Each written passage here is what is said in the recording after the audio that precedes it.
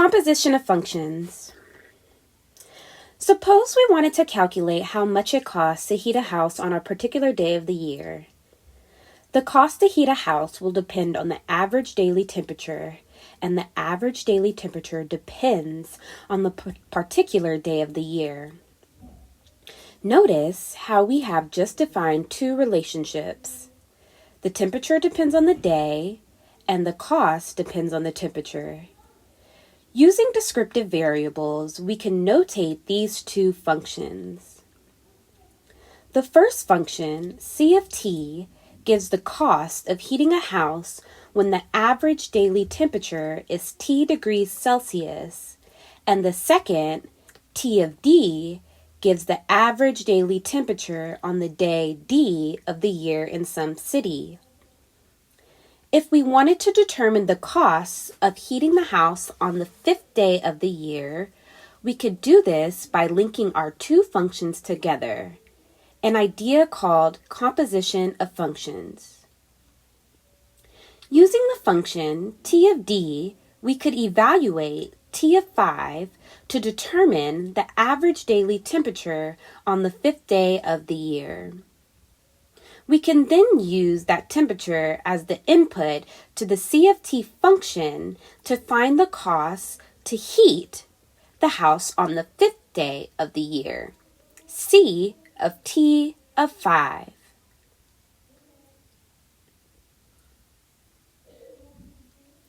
Composition of functions. When the output of one function is used as the input of another, we call the entire operation a composition of functions.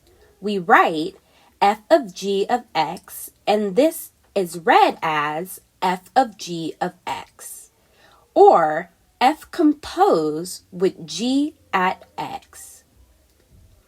An alternate notation for composition uses the composition operator. F of g of x is read f of g of x, or f composed with g at x, just like f of g of x.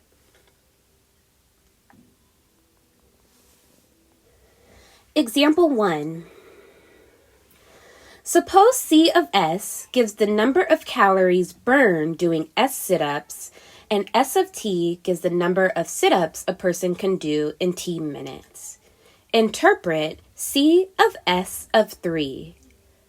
When we are asked to interpret, we are being asked to explain the meaning of the expression in words.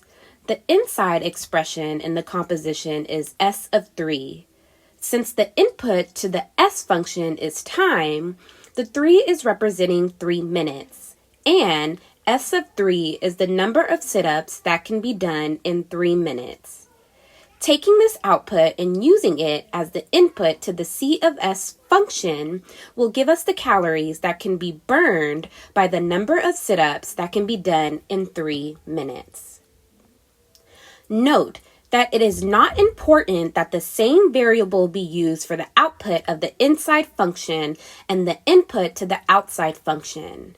However, it is essential that the units on the output of the inside function match the units on the input to the outside function if the units are specified. Example 2.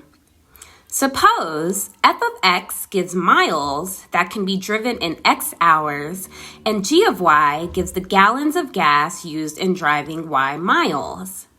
Which of these expressions is meaningful? F of g of y or g of f of x? The expression g of y takes miles as the input and outputs a number of gallons. The function f of x is expecting a number of hours as the input. Trying to give it a number of gallons as input does not make sense. Remember, the units must match, and number of gallons does not match number of hours. So the expression f of g of y is meaningless. The expression f of x takes hours as input and outputs a number of miles driven. The function g of y is expecting a number of miles as the input. So giving the output of the f of x function, miles driven, as an input value for g of y, where gallons of gas depends on miles driven, does make sense. The expression g of f of x makes sense and will give the number of gallons of gas used, g, driving a certain number of miles, f of x in x hours. Composition of functions using tables and graphs. When working with functions given as tables and graphs, we can look up values for the functions using a provided table or graph, as discussed in section 1.1. We start evaluation from the provided input and first evaluate the inside function. We can then use the output of the inside function as the input to the outside function. To remember this, always work from the inside out. Example 3. Using the tables below, evaluate f of g of 3 and g of f of 4. To evaluate f of g of 3, we start from the inside with the value 3. We then evaluate the inside expression g of 3 using the table that defines the function g. G of 3 equals 2. We can then use that result as the input to the f function. So g of 3 is replaced by the equivalent value 2, and we can evaluate f of 2. Then, using the table that defines the function f, we find that f of 2 equals 8. F of g of 3 equals f of 2 equals 8. To evaluate g of f of 4, we first evaluate the inside expression f of 4. Using the first table, f of 4 equals 1. Then using the table for g, we can evaluate g of f of 4 equals g of 1 equals 3. Example 4. Using the graphs below, evaluate f of g of 1. To evaluate f of g of 1, we again start with the inside evaluation. We evaluate g of 1 using the graph of the g of x function, finding the input of 1 on the horizontal axis and finding the output value of the graph at that input. Here, g of 1 equals 3. Using this value as the input to the f function, f of g of 1 equals f of 3. We can then evaluate this by looking to the graph of the f of x function, finding the input of 3 on the horizontal axis and reading the output value of the graph at this input. F of 3 equals 6, so f of g of 1 equals 6. Composition using formulas. When evaluating a composition of functions where we have either created or been given formulas, the concept of working from the inside out remains the same. First, we evaluate the inside function using the input value provided, then using the resulting output as the input to the outside function. Example 5. Given f of t equals t squared minus t and h of x equals 3x plus 2, evaluate f of h of 1. Since the inside evaluation is h of 1, we start by evaluating the h of x function at 1. H of 1 equals 3 times 1 plus 2 equals. Then f of h of 1 equals f of 5. So we evaluate the f of t function at an input of 5. F of h of 1 equals f of 5 equals 5 squared minus 5 equals 20. While we can compose the functions as above for each individual input value, sometimes it would be really helpful to find a single formula which will calculate the result of a composition f of g of x. To do this, we will extend our idea of function evaluation. Recall that when we evaluate a function like f of t equals t squared minus t, we put whatever value is inside the parentheses after the function name into the formula wherever we see the input variable.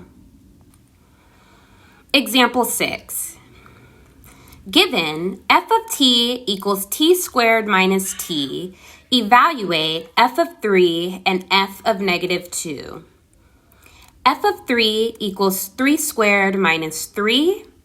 F of negative 2 equals negative 2 squared minus negative 2. We could simplify the results above if we wanted to. F of 3 equals 3 squared minus 3 equals 9 minus 3 equals 6. F of negative 2 equals negative 2 squared minus negative 2 equals 4 plus 2 equals 6. We are not limited, however, to using a numerical value as the input to the function. We can put anything into the function, a value, a different variable, or even an algebraic expression, provided we use the input expression everywhere we see the input variable. Example 7. Using the function from the previous example, evaluate f of a. This means that the input value for t is some unknown quantity a. As before, we evaluate by replacing the input variable t with the input quantity. In this case, a. F of a equals a squared minus a. The same idea can then be applied to expressions more complicated than a single letter. Example 8. Using the same f of t function from above, evaluate f of x plus 2. Everywhere in the formula for f where there was a t, we would replace it with the input x plus 2. Since in the original formula the input t was squared in the first term, the entire input x plus 2 needs to be squared when we substitute, so we need to use grouping parentheses. To avoid problems, it is advisable to always use parentheses around inputs. F of x plus 2 equals, in parentheses, x plus 2 squared minus x plus 2. The square is outside of the parentheses. We could simplify this expression further to f of x plus 2 equals x squared plus 3x plus 2 if we wanted to. Use the FOIL technique, first, outside, inside, last. Distribute the negative sign, and combine like terms.